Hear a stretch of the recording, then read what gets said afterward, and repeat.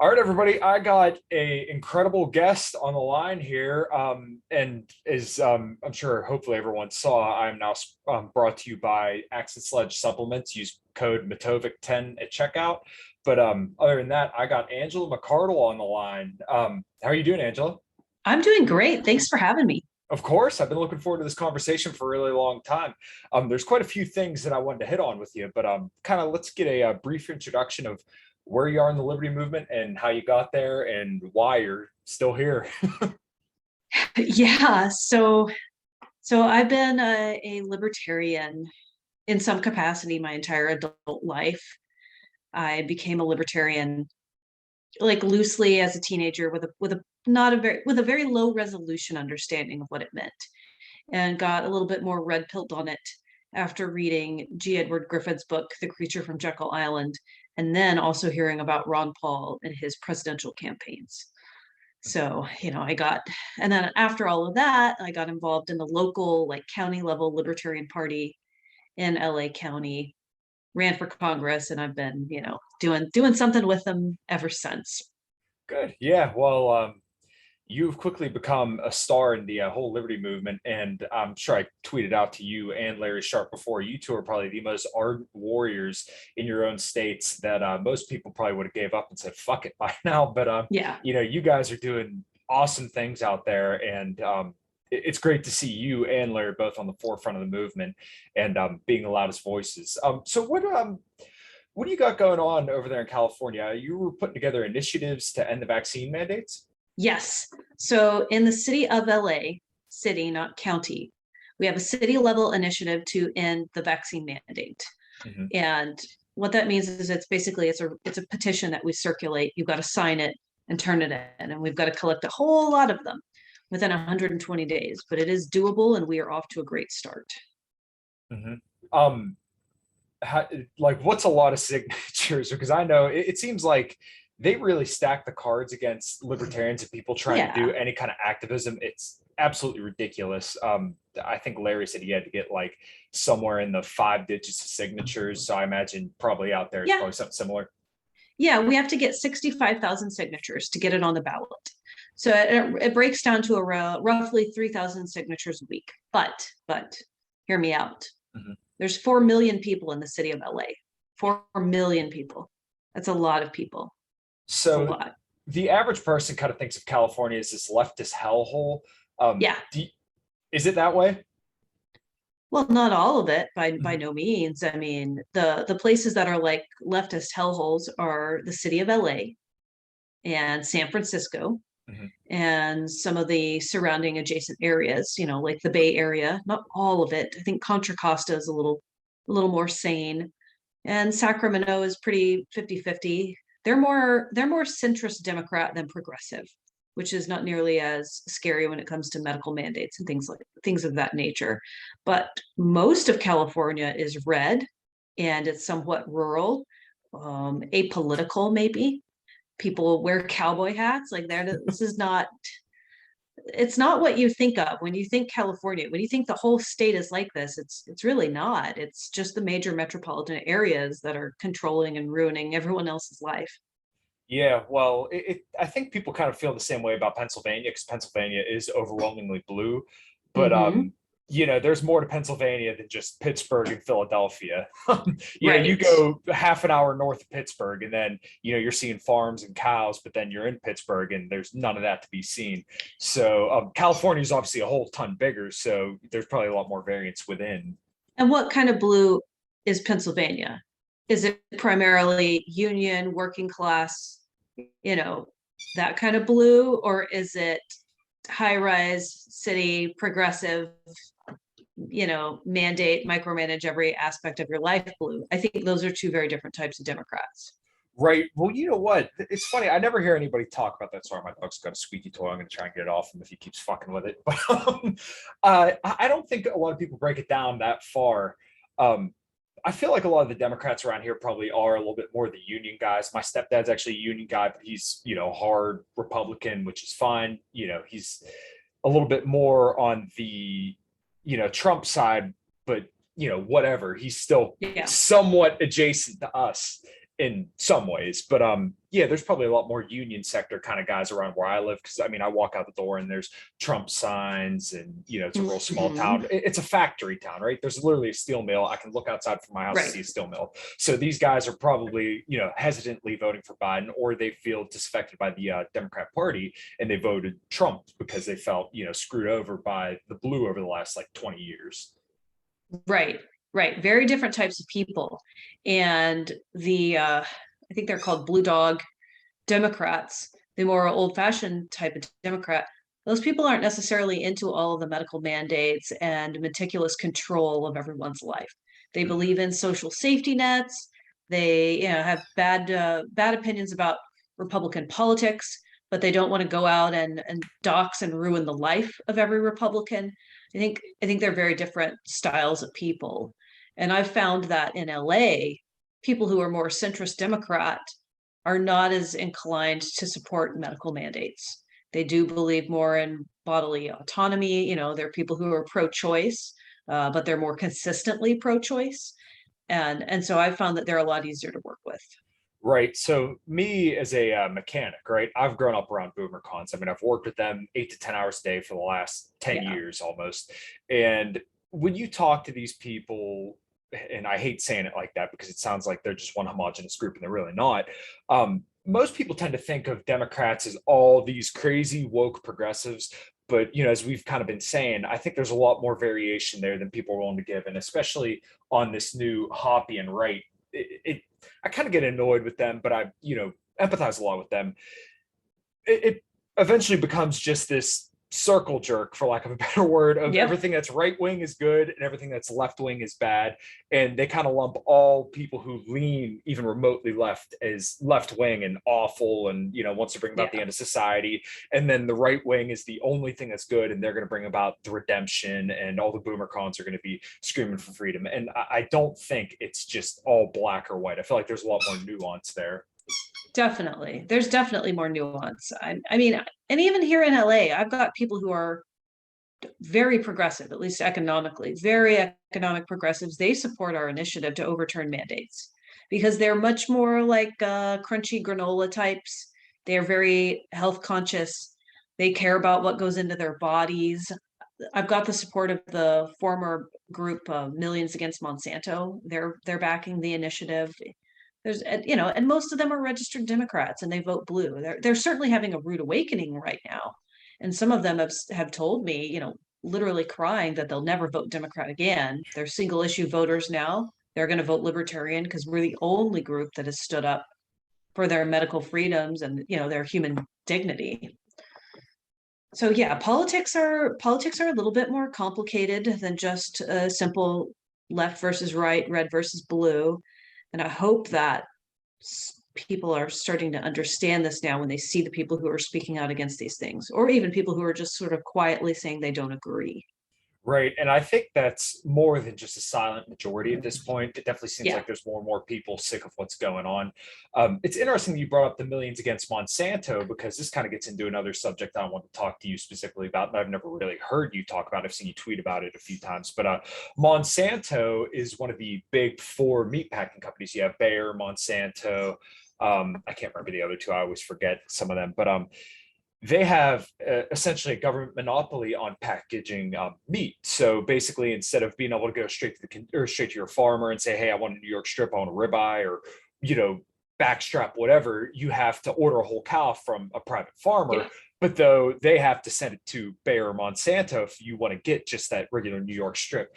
So kind of tailing on that, you had health issues. I remember, I think you said you had Crohn's disease, and correct me if I'm wrong here, but you were able to cure that through diet. So, you know, feel free to kind of lay out your story with your health if, you know, go into as much detail as you feel necessary. Yeah. So on that legislation thing, I think it's really important to support farm to table legislation and initiatives. So that's something that you can really do to reclaim your health. And if you are skeptical or opposed to a lot of the large corporations that control our food supply, this is one of the best ways to fight back. And I certainly wouldn't blame you if you didn't trust them. There's been a lot of shenanigans with those guys. Right. So I did have really bad Crohn's disease. It was debilitating, believe it or not, but a little bit of context on that. So and some of this is very interesting, some of the correlations here. So I ran for Congress in the spring of 2017, which was a lot of fun. And in the summer, and that's when I got really involved in the Libertarian Party. And in the summer of 2017, I was diagnosed with ulcerative colitis, and it looked like it was going to be Crohn's disease. And within 5, maybe 6 months, I had a diagnosis of Crohn's, like a dual diagnosis of Crohn's colitis, and one of the less common versions that has all kinds of weird side effects. So be mindful of your activism. It can impact your health, can definitely impact your health. I had not had this my whole life by any means, and I had always eaten, I think, pretty healthy, except I think in the year leading up to my diagnosis, I had a roommate that was very unhealthy, and I did a lot of tiptoeing around that roommate, and also a lot of changing my diet and the way that I cooked and ate in order to make that very miserable roommate more comfortable, because I thought, well, that would make my life more comfortable. But I think that that was a bad move. So I got really sick, and I had been hospitalized, multiple times, maybe twice a year on average. Twice a year, I was hospitalized for Crohn's disease for the next 3.5 years. And my diet, man, it was rough. So I started eliminating everything, right? So one of the first things I cut out was corn. Corn is difficult on your insides if you've got sensitive insides. And then I had to cut out nuts. So I started cutting things out with rough texture, cutting things out and cutting things out and cutting things out. And I got down to the point where really all I could eat was sweet potatoes, just the orange ones, Beyond Burgers. That's the only brand. So no regular tofu, no, what's the other one? No Impossible Burgers, just Beyond Burgers, sauerkraut, and some sauces and dates, rice flour. That was about it. It was less than 10 things I could eat. And it seemed to help. And then I got a lot better. I tried all kinds of interesting things. If you Googled Crohn's disease alternative treatment, the first 20 pages of your Google results, I'd tried it. And the first maybe 4 or 5 pages of a DuckDuckGo search, I'd tried all those too. So people are like, have you tried apple cider vinegar? Have you tried water fasting? Have you tried the really out there ones? Yeah, I've tried it. Did you try hugging a purple crystal? Yes. How about dinging a triangle over your head? Yeah, I did. I dinged the triangle. I did all of the weird things. I did the energy healing. I did the drugs. I did the hardcore pharmaceutical drugs that are scary and awful, and I don't recommend. Did those. Vitamins, vitamin IV therapy, vitamin shots, lights, weird lights, sauna. I've done the thing, man. I've done the thing. And CBD, THC, Rick Simpson oil. I would get through Rick Simpson oil was really helpful, and that put me into remission for 3 months. So that was, it was better than nothing. But none of these things, man, none of them stuck out for me. None of them stuck it out for long. All the while, I continued to do hardcore, a tremendous amount of libertarian activism the whole time. So I will say that I was extremely ill, but I was also extremely productive. Even from a hospital bed, I was able to attend meetings and do Zoom calls and do all kinds of work. So never say never, and be really careful about telling people you can't do this job because you're sick. Because sometimes, for some of us, it's kind of what keeps us hanging on, right? You're sick and everything sucks in life. But if you've got something that you're really passionate about and you care about, it gives you purpose and a reason to get out of bed every day and drudge through it and not be consumed by your illness. Wow. Yeah. Well, to get a little personal here, I'm not sure if I touched on this even in the show at all, but My mom had breast cancer 3 times, and it started around the time when I was probably 10 or 10 to like 15 years old. And I mean, she was relentless about how she worked. She was working 100 hours a week, Whew. and she, had problems with other things that I don't want to touch on here out of respect Yeah. for her. But she's a freaking warrior, man. But her and my dad divorced when I was about 5 years old, and obviously I still have a good relationship with both of them. But I think what you touched on there is absolutely correct, is that you need some kind of purpose. And for my mom, that was, taking care of my older brother and I, and making sure that we had a roof over our head, and that we were, safe and good to go to school and everything like that. But I think that's something that some libertarians in particular really don't realize, is that you really need a strong purpose. If your only purpose is politics, then maybe you'll wither on the vine, because there's many, many greater things out there. Yeah. And I think that there's a lot more to life than just arguing on Twitter, or just playing in the band, just doing a podcast, just doing one thing. And I think a lot of people could take a note from you, from my mom, and just thinking, there's just so much more to life, and you need something to carry. You need that, cross to die on, essentially. So for me, it really was politics. Like that Mhm. really, that's what I poured myself into. Right. I wouldn't say that it consumed me though. It really, really like motivated me. So I love doing it. And I still love everything I do. Like I Yeah. absolutely love it. And that carried me through it.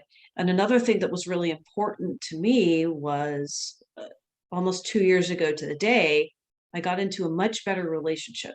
Mhm. And I would caution people, don't go get into a codependent relationship where you need someone and you can't be a whole person without them. But you should get Absolutely. into, right? You should get into a supportive, healthy relationship Mhm. with an adult who is emotionally mature and stable, and hopefully financially secure. That's also important, as we all got our challenges, but it's a plus because it relieves a lot of stress. But just someone who's sane and emotionally available. And that I didn't realize what an impact that would have on me, but it had a very good impact. And Oh, sorry, go ahead. I think once I had some personal issues kind of squared away, that took away a lot of stress that I was not even conscious that I had. And that really set the framework for me to be able to heal. Because if I had changed my diet aggressively at that time and I still had all of these other kind of chaotic elements in my life, I wouldn't have been in as good a place. So I think that was really a good foundation for me.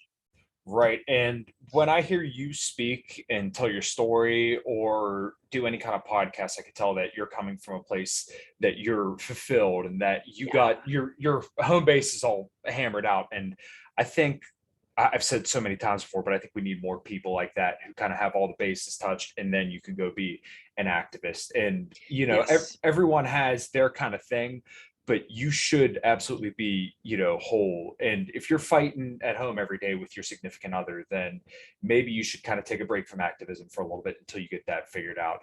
Yep. And I really like that you touched on finding somebody that's not codependent, because I've been talking to a couple coworkers, and they're starting to get back into relationships, and I see them doing this all or nothing kind of approach, right? The one guy actually told me that he doesn't want to date somebody unless he feels like it's worth putting all his eggs in that basket. And I'm trying to kind of reason with him, and he's younger than me, and I can see, it's not that I don't want him to be happy, but it's like, dude, be careful when you're going down that kind of road, because if you're dumping everything you got into this, if anything goes wrong, you're done. And I know, because I've been that guy. And I think a lot of Hmm. people need to hear that. People need to be warned. And I'm sure, your parents, my parents have probably all told us, don't go falling head over heels for somebody, or completely depending on somebody. You should, as cliche as it is, kind of love yourself and feel whole by yourself before you start jumping into relationships and being completely dependent on one person. Because once again, if that person's gone, what are you left with?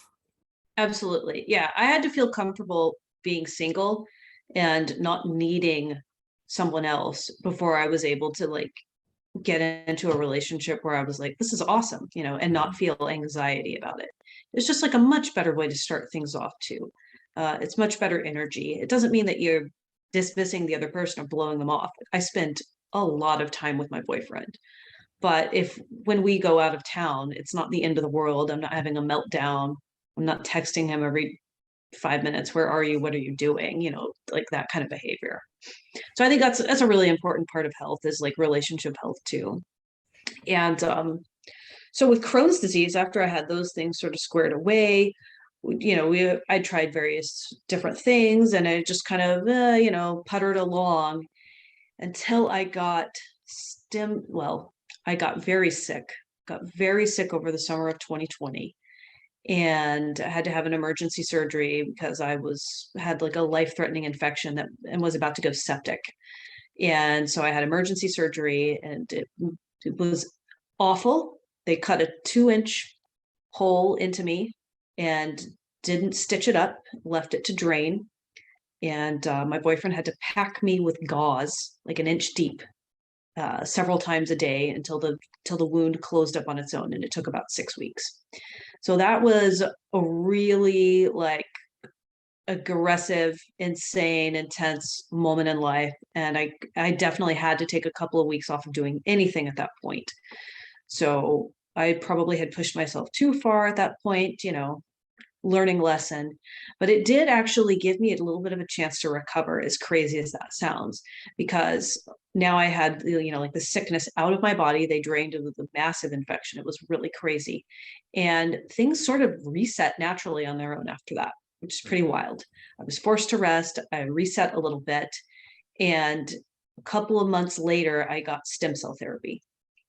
And that was a huge game changer. Before I changed diet or anything else, like I had started to feel a little bit ill again. I got stem cell therapy, and that really like allowed my body to continue to regenerate and heal. A couple of months after that, I started to get sick again, nowhere near the level that I had been sick before. So that was nice, right? So now the paradigm has shifted. At this point in my life, when I say I'm starting to get sick, it doesn't mean that I'm going to have to go into the hospital, or that I'm in crippling pain, because this used to cripple me. I used to have partial paralysis in the morning from the pain from Crohn's disease and the horrible muscle spasms. So at this point, I did a dramatic diet change, which was I went from being a very, very strict vegan for 15 years to carnivore diet. And I got to tell you, within 2 weeks, the change was so, I don't know, mind blowing. It was like night and day, that I was like, okay, I'm going to have to stick with this until I'm completely recovered, at least for a couple of years. Mm-hmm. And it's been really challenging, but the results have been really worth it. Right. So that was late 2020, if I'm following you correctly. Yep. Okay. Thanksgiving of 2020.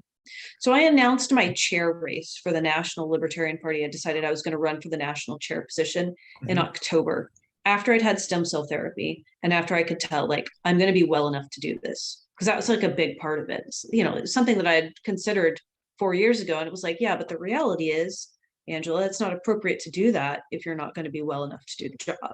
Mm-hmm. So after I got the stem cell therapy, I was like, okay, now this is a game changer. I can do it. And once it started to slip a little bit, I was like, you better make sure you can't be going into remission or having any of these kind of issues. So I went on the carnivore diet, and that was completely life-changing. Wow. I'll tell you, I do really miss eating cookies. And I don't plan to do this my whole life, but that's kind of where I'm at right now. Yeah, I just did a podcast on tips on weight loss, and I kind of dived into my story a little bit. And I was about 250 pounds. Right now, I'm a little bit heavier than I normally am, just because my goals have changed. I'm trying to put on as much lean mass as possible. But I did the carnivore diet for about 2 years, and I have a faster than average kind of metabolism.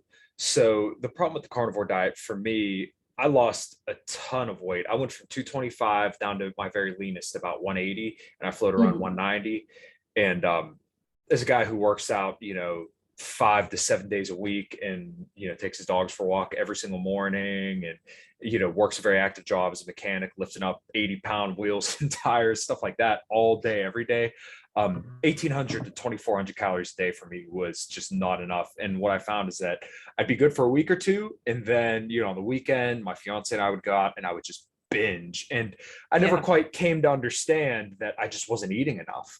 So now I've kind of reintroduced a lot of safer carbohydrates. I like some of the less sweet fruits. I also like some sweet fruits like peaches, mangoes, oranges. I have a lot of white rice, sweet potatoes. That stuff really sits with me well, but I still eat mostly animal foods for most of my proteins. I have protein bars and some Mhm. different whey powders, but once again, I kind of have to assess what my gut tolerates the best. I'm on a little bit more higher carbohydrates this week, but I found that it doesn't quite sit well in my stomach.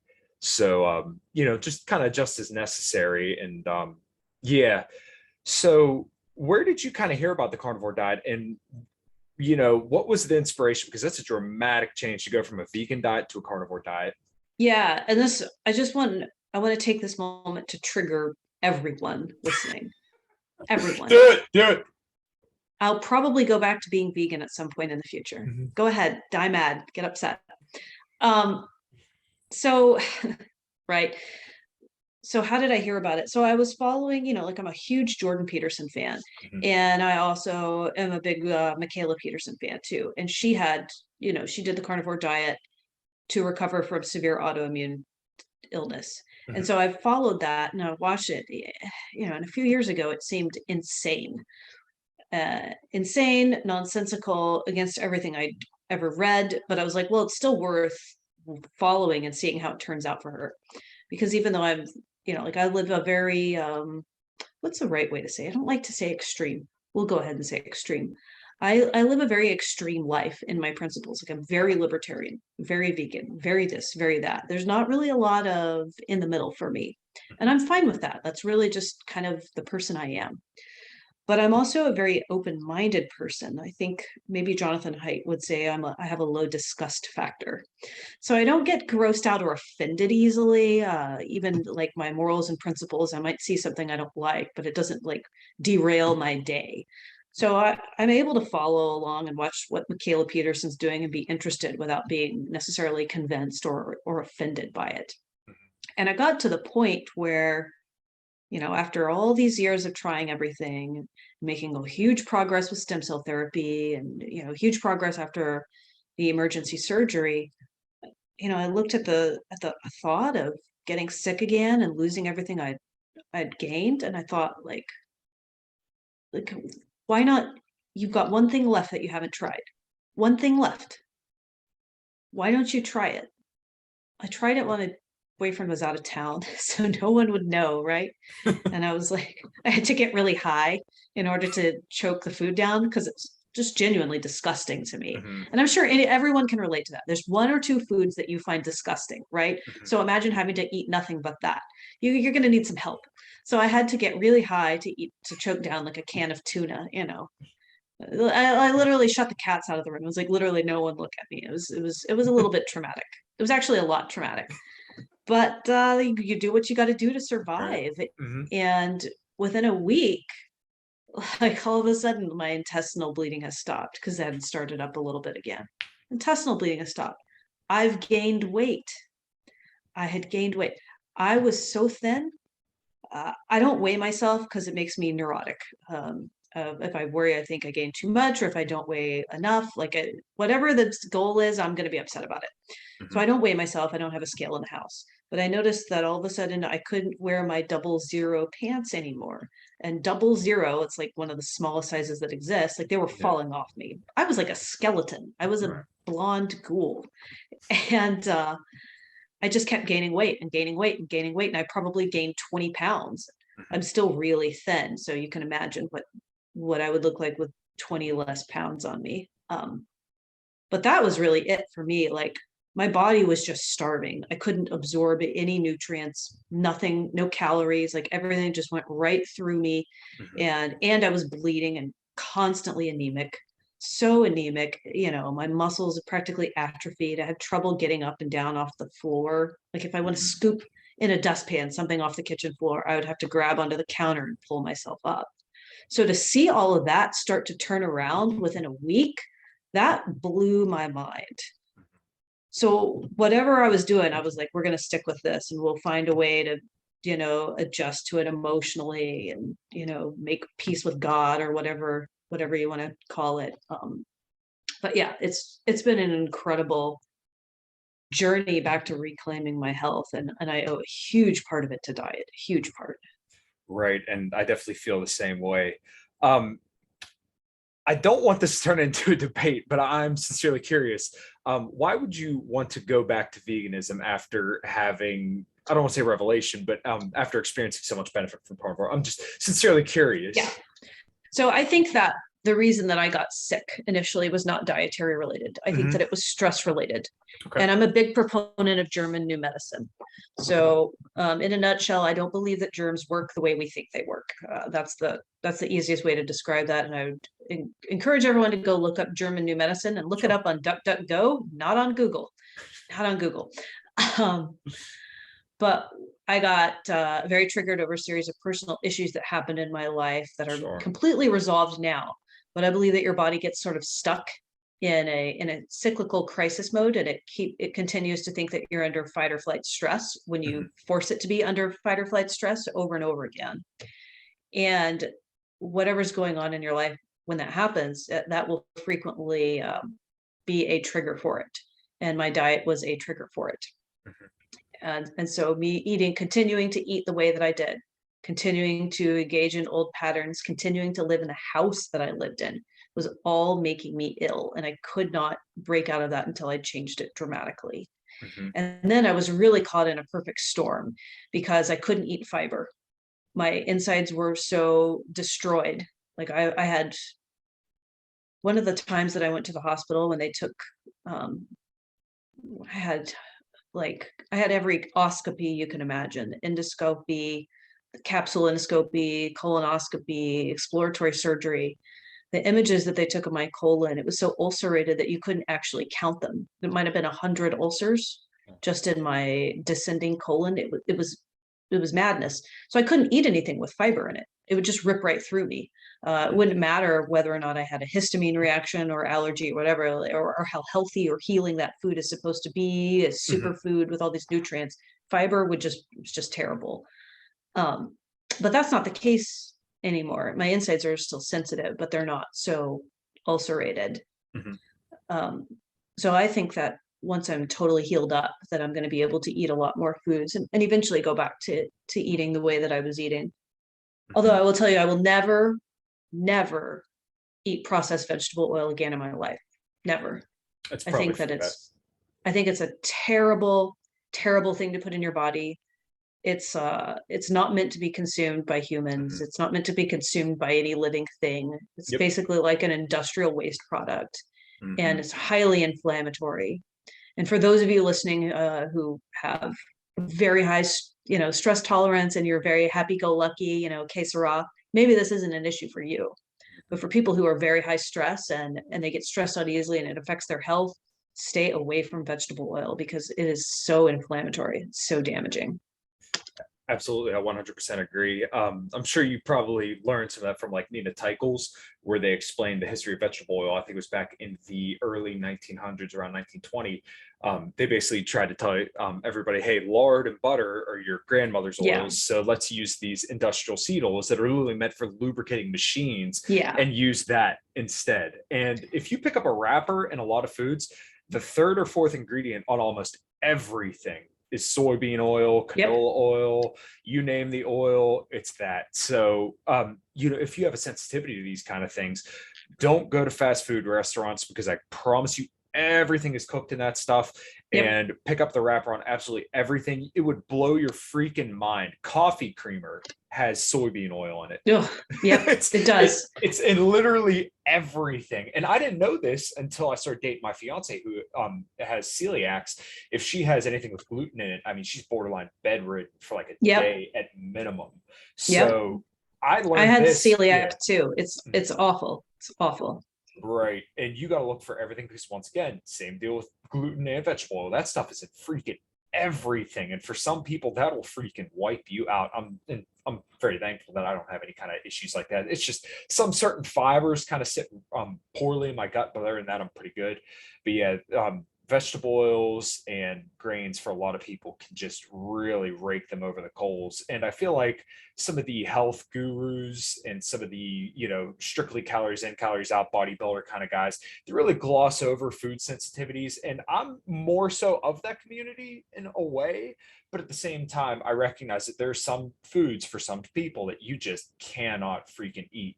So when I hear people pumping, oh, you got to have 152 grams of fiber a day. I'm like, man, for some people, you would be bedridden. Like back before I did the carnivore diet, if I had a whole ton of fiber, I would get the swelling pain in my gut for hours on Yeah. end.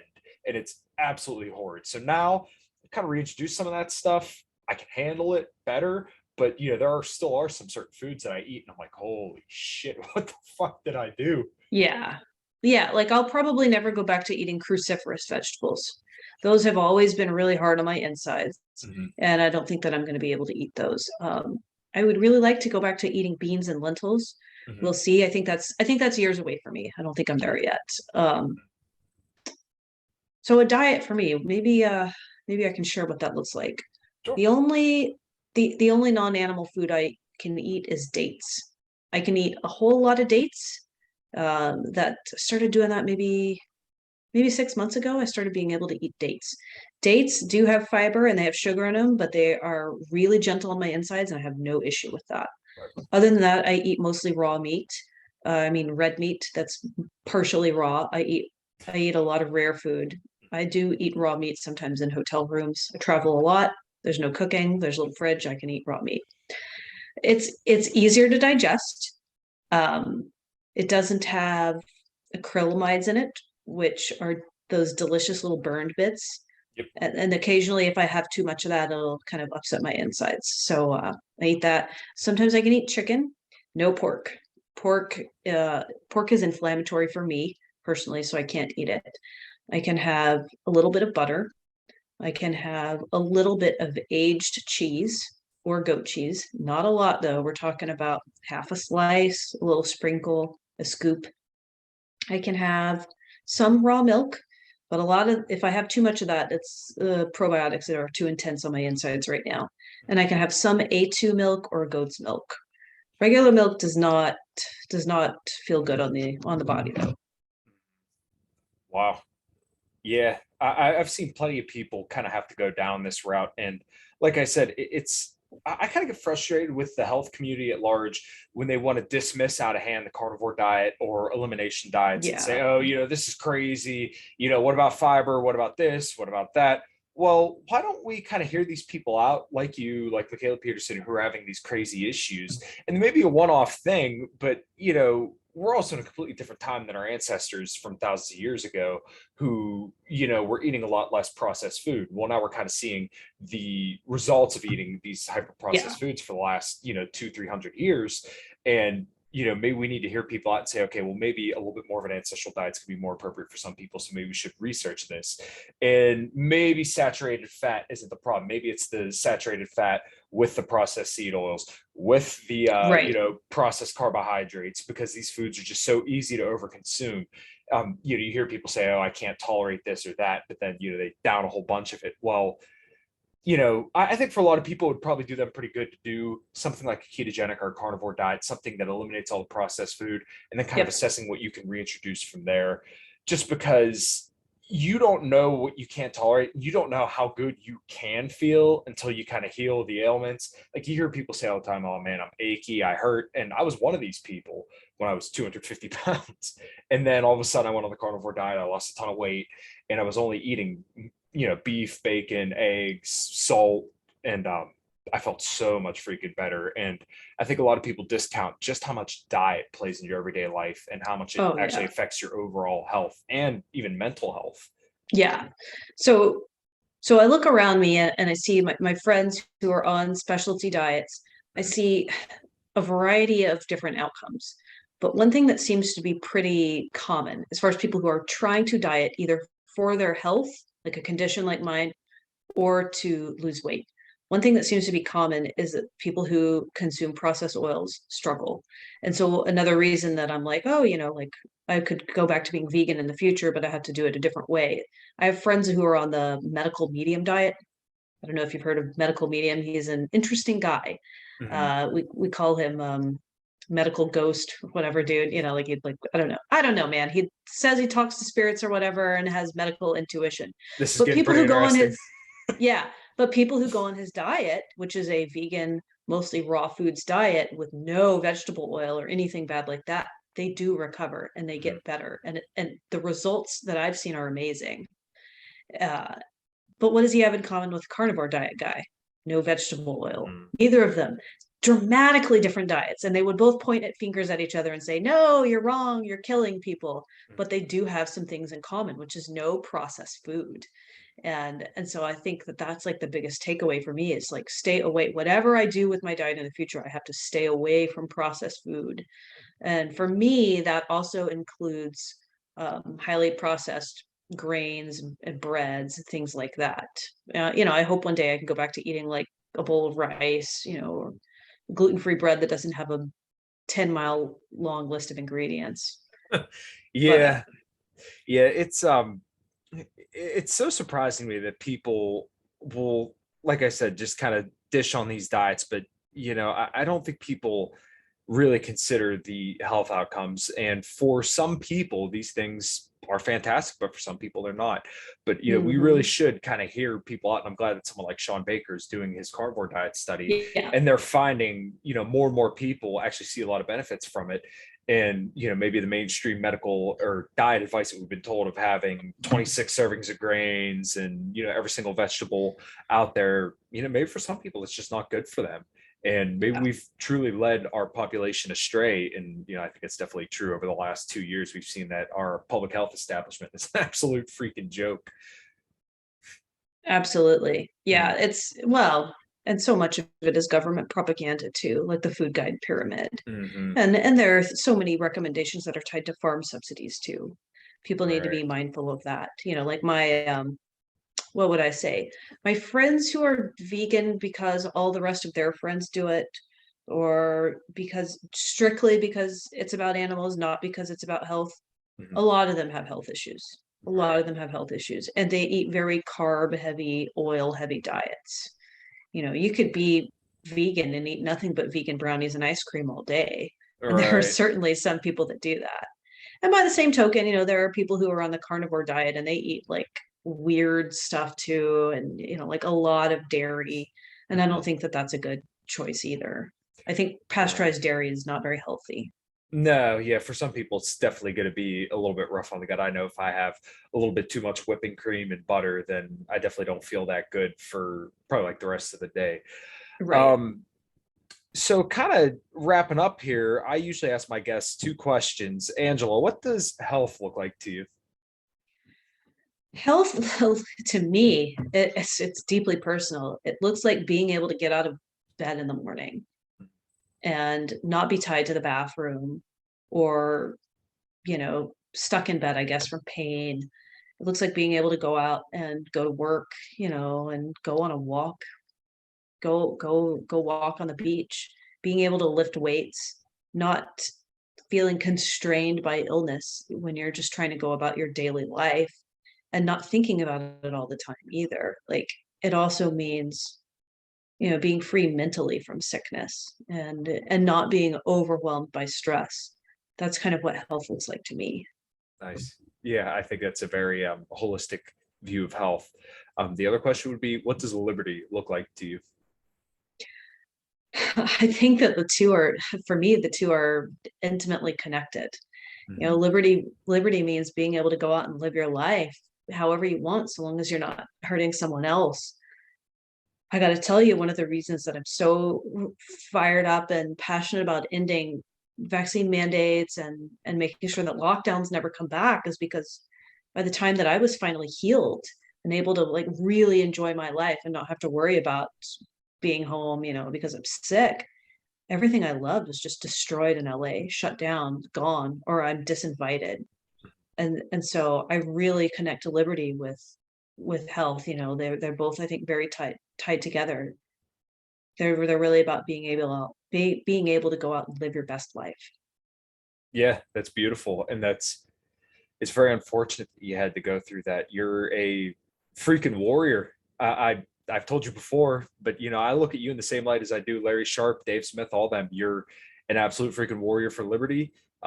You're one of the best, head and shoulders that we got around here in this movement. You speak the truth. You speak very well.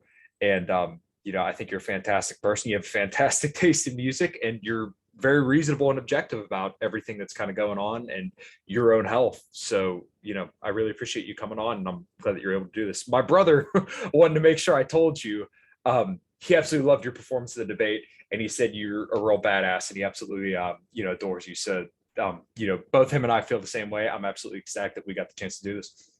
Well, thank you to you both, and thank you for hosting my coming out as Carnivore Diet story. That's you. You're the first to get the full scoop. Well, yeah, not a lot of the libertarian people get to tell their stories about health. Spike Cohen told his story on this podcast, and then not a lot of the health guys get to rant rave about their views on political things. I just had Rob Wolf and Rob Goodwin on last week to talk about the COVID regime, and it seems like both camps kind of want to be able to speak out about these things, but there's not a lot of mediums for them to do that. So I'm glad that I've been able to do that. Angela, where can everybody find you, and what do you got going on? Cool. You can find me at angelamcardle.com.